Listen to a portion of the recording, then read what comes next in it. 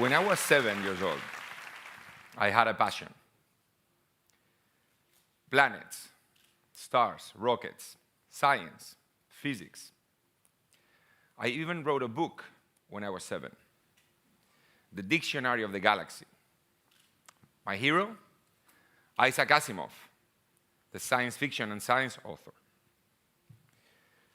That passion has been with me all my life, but a little bit dormant lately. I've been really busy with my team organizing this electric car championship all around the world, Formula E. But everything came back a couple of months ago on a trip I did to the Arctic. There I am. Actually, that picture is not really good because I'm myself emitting some CO2 into the atmosphere with that cigar. But there I am in the Greenland ice cap, a huge carpet of ice in front of me, all the way to the North Pole. I'm there with a team, with a film crew.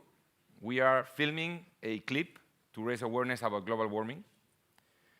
I'm there also with a glaciologist, the same guy who's told me that the ice I'm standing on is melting 7 centimeters a day and is now not recovering in winter.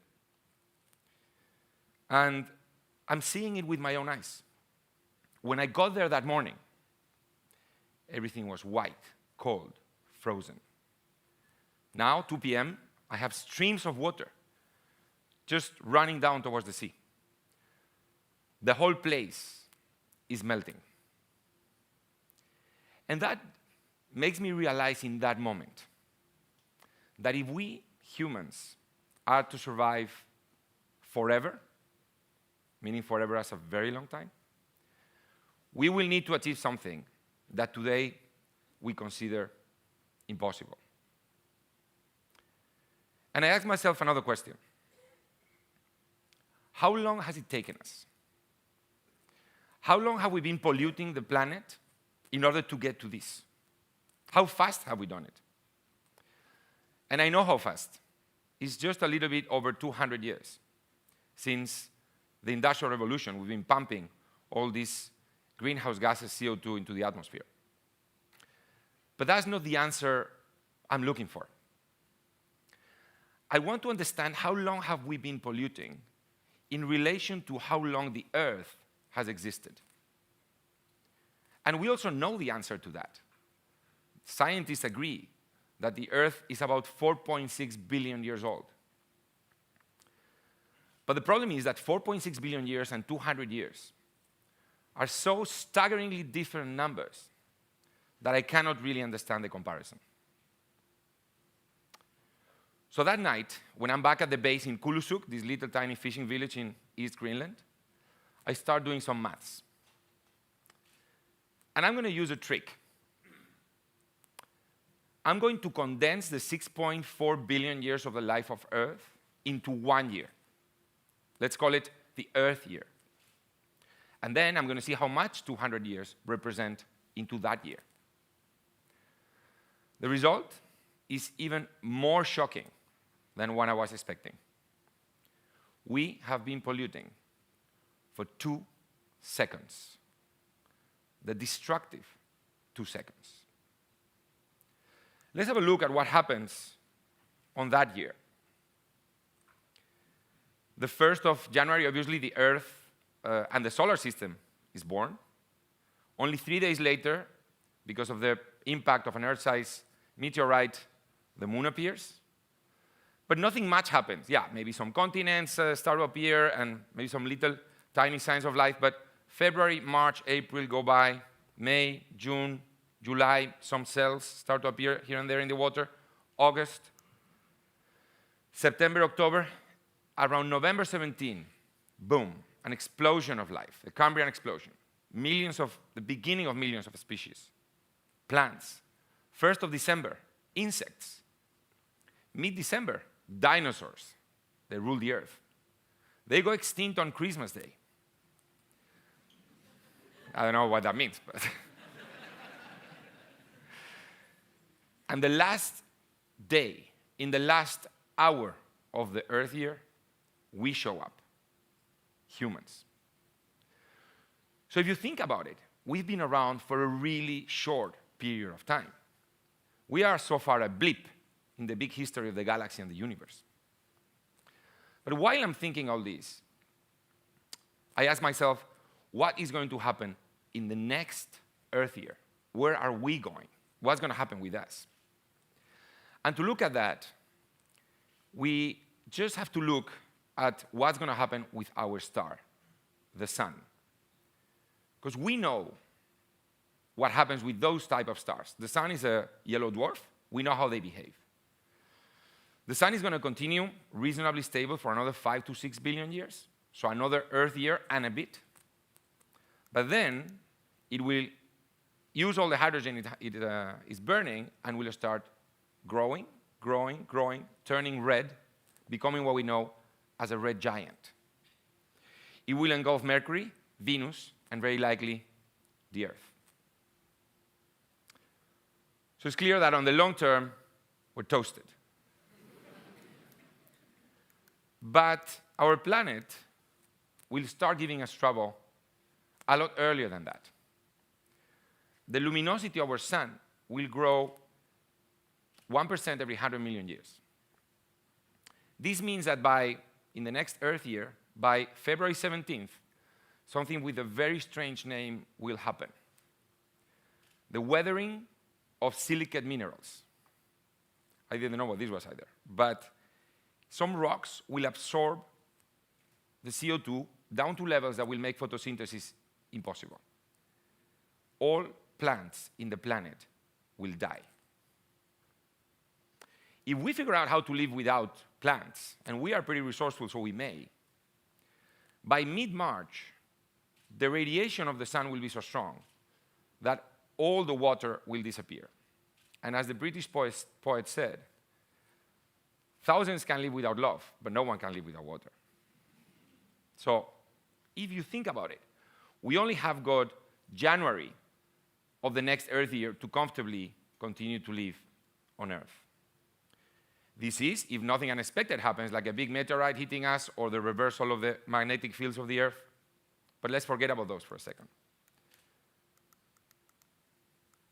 For me, this leads to an obvious conclusion.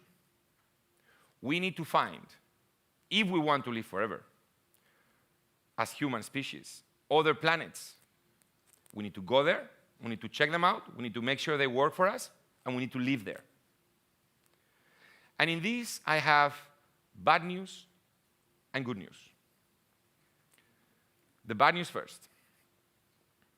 Our solar system is no good. It's no good. Mercury, Venus, inhabitable. Mars, everybody, I mean, not everybody, but a lot of people is getting excited about moving to Mars and think that Mars is like a cool place to go and live there. Well, I think it's not. Because Mars hasn't got a magnetic field around it like the Earth to protect it from the solar radiation. So it cannot have an atmosphere. So it will never be like the Earth, really. Look at some satellites of Jupiter and Saturn we've been looking at. They don't work either. But now the good news. The exoplanets. What's an exoplanet? An exoplanet is just a planet that just goes around another star. And since we launched the Kepler telescope a few years ago, just to look for exoplanets, we've discovered over 1,000 exoplanets on a very small window of the sky. This means there could be hundreds of millions, even a billion exoplanets in our galaxy on what we call the Goldilocks zone of their star. It's not too hot, not too cold, not too far, not too close. It's good, like us, the Earth, in the right zone of their stars. We've even discovered an exoplanet that scientists call Earth 2.0 because it looks so much like Earth. We call it also Coruscant, like the capital of the Star Wars saga, for those of you who like science fiction like me. The problem with that exoplanet is that it's 1,400 light years away. That is, if we were able to travel at the speed of light, it would take us 1,400 years just to get there, which seems a bit long for me. And the problem is all exoplanets have the same problem. The closest one, and that one doesn't look so nice, it's 4.6 light years away. So this leads me to my main conclusion. We, as human species, have a to-do list with one point in it, and only one. We need to figure out how to break the speed of light. Yes, that's what we need to do. If we don't, we will not survive on the long term as a species. We're doomed here. Okay, you may say, we have a bit of time, but we won't survive, and that would be a shame. Because as far as we know, we are the only intelligent species out there. That will be a revolution of the laws of physics as we know them today. But to do that, we will need to outsmart one of the smartest people that ever lived. Albert Einstein, obviously, very clearly states in his special theory of relativity that nothing can go faster than the speed of light. I say we have to rebel against that impossible. Many things that today are possible, centuries or even decades ago, were unthinkable. We did break the speed of sound, we have antibiotics, we fly in planes, we've been to the moon. If you think about it, only 5 centuries ago, Giordano Bruno, the Italian philosopher and scientist, was burned on the fire because he said the Earth was going around the sun, and not the opposite.